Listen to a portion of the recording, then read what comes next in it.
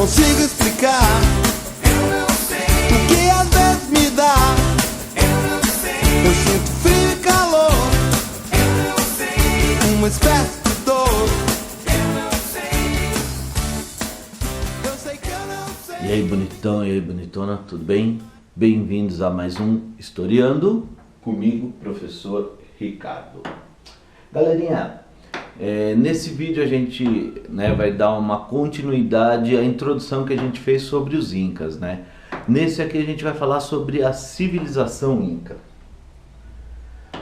As primeiras aldeias incas ficavam bem no alto em elevações, rochas em topos de montanhas. Famílias de agricultores que tinham em comum a língua quechua buscaram um lugar de terras férteis, a atual região onde hoje é o Peru, e formaram aldeias, que é as Ayllu, o que mais tarde viraria a cidade de Cusco.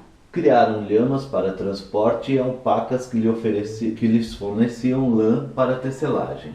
Era uma região bastante... É uma região bastante fria, né? Eles estão próximo aos Andes. Aproveitavam a carne para alimentação e a pele para a fabricação de sandália. Tem uma imagem aí bem legal de uma sandália original da época, né? Encontrada nos sítios arqueológicos. Vamos lá. Cultivavam as áreas férteis das aldeias, que eram comum a todos, assim como o que era produzido. Então, inicialmente, tudo era de todos, tanto as áreas férteis, né, eram de todas, como o que era produzido nas áreas férteis.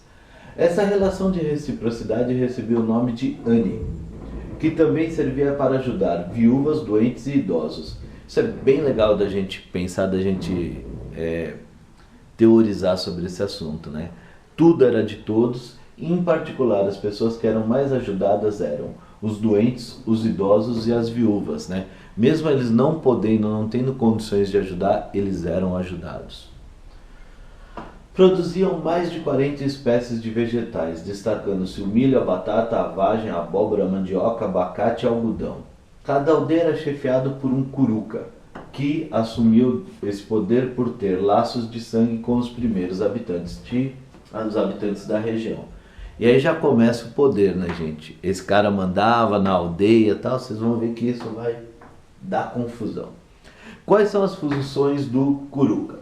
Organizar o trabalho e os trabalhadores, dividindo as tarefas entre eles, resolver conflito entre os membros das aldeias, famílias e entre as aldeias, se sair alguma briga, alguma confusão, enfim. Organização e condução das atividades religiosas. Com o tempo, eu disse que ia dar problema, com o tempo os curucas passaram a ter um poder maior. Suas terras passaram a ser cultivadas antes de qualquer outra, ou seja, agora primeiro as terras cultivadas são as deles, depois cultivam as dos outros.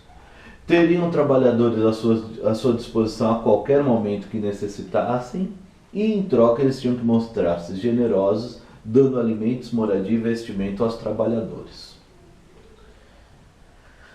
Vamos falar sobre a organização do Estado Inca, né?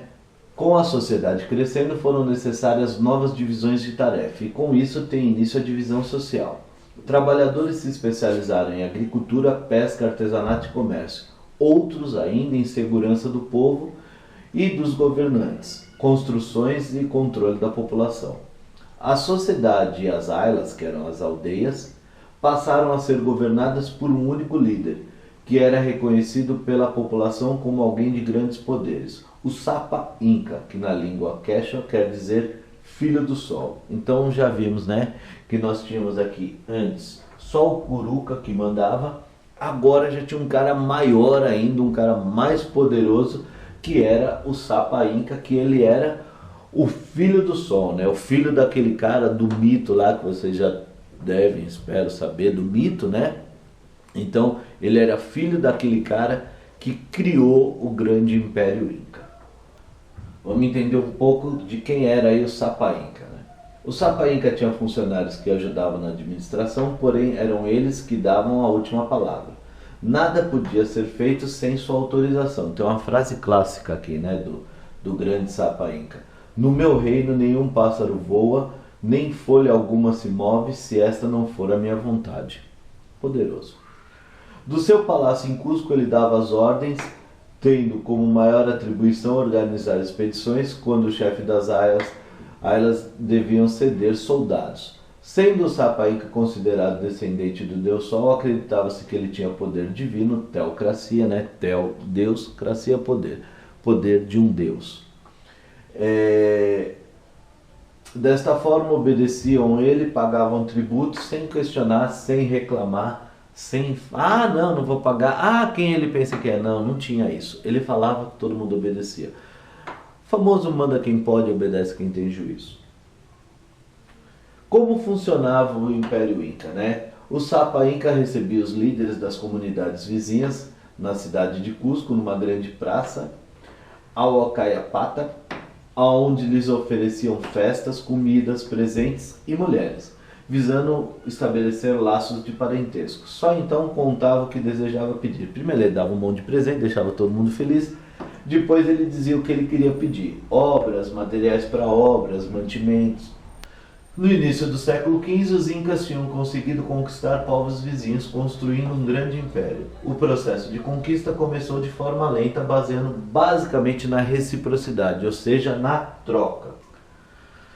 Vamos explicar aqui como funciona essa relação. Então aqui nós temos o Sapa Inca, e aí ele oferecia festas e presentes, como eu já tinha explicado, né, aos convidados. Pessoas da tribo dele, pessoas de outra tribo. Nós temos aqui vários tipos de pessoas, né, dentro da rede das classes sociais, e essas pessoas devolviam para ele favores, né? Então ele dava a festa, e depois que ele dava a festa ele pedia alguma coisa, e normalmente as pessoas ofereciam o que ele tinha pedido sem reclamar, sem questionar.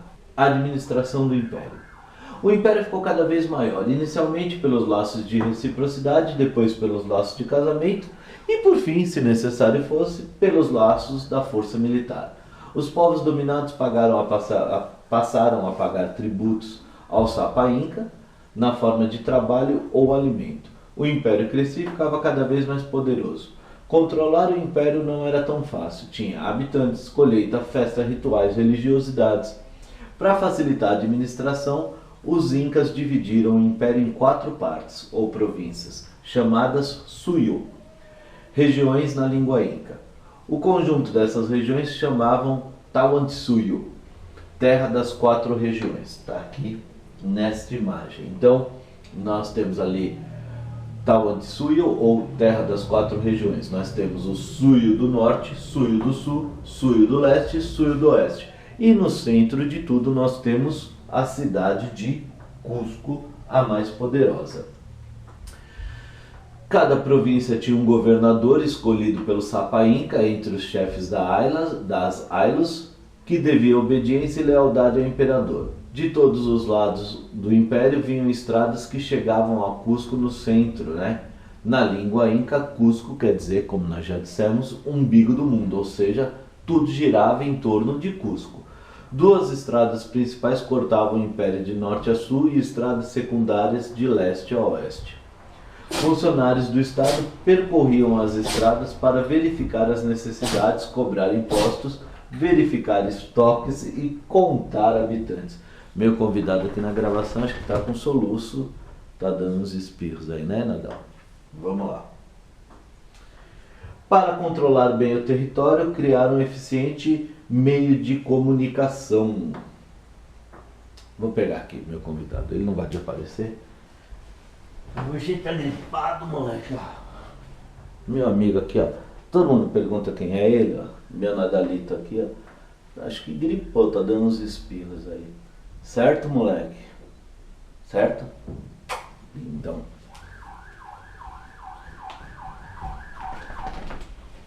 Voltando então. Para controlar bem o território, criaram um eficiente e rápido meio de comunicação, colocando postos de vigias, conhecidos como tambos, funcionários que eram o correio do império, os chasques, que correndo e levando mensagem um a um faziam chegar ao ponto do império que deveria chegar. Então, as estradas, né, tinham 2 estradas que ligavam, 2 estradas principais e 2 secundárias. Em vários pontos dessas estradas ficavam esses caras parados.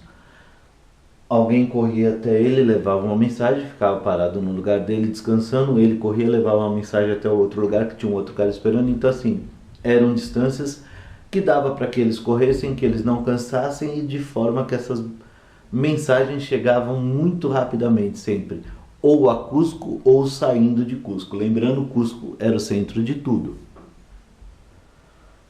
Certo?